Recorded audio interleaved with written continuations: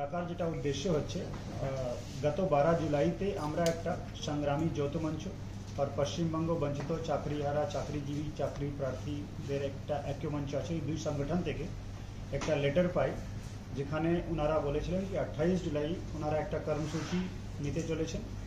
28 জুলাই 12টার সময় হাওড়া রেলওয়ে স্টেশনে জমায়েত করে তারা নবান্নর দিকে যাবেন। নবান্ন চলো বলে এই প্রোগ্রাম ওটা পাওয়ার পরে আমরা ওই চিঠিকে অ্যানালাইজ করি।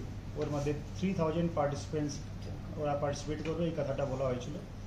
আর যে রুটের কথা বলা হয়েছিল ওটাও আমরা অ্যাসেসমেন্ট করলাম। আমাদের স্পেশাল ব্রাঞ্চ আমাদের লোকাল পুলিশ স্টেশন সবার সঙ্গে ইনপুট নেওয়ার পরে আর নবান্ন সারাউন্ডিং যেরকম একটা হাই সিকিউরিটি জোন ওখানে অনেকগুলো ইম্পর্টেন্ট গভর্নমেন্ট অফিসেস আছে।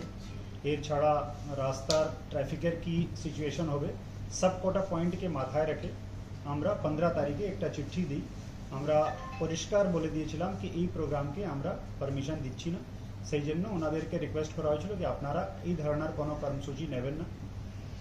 এর ছাড়া তারপরে আমরা একটা নোটিশ পেলাম এখানে যে মঙ্গলাহাট ব্যবসায়ী সমিতি আছে হাওড়াতে, আপনারা জানেন অনেক পুরানো তাদের একটা ব্যবসায়িক সংগঠন, হাজার হাজার দোকান ওখানে মঙ্গলাহাটে বসে।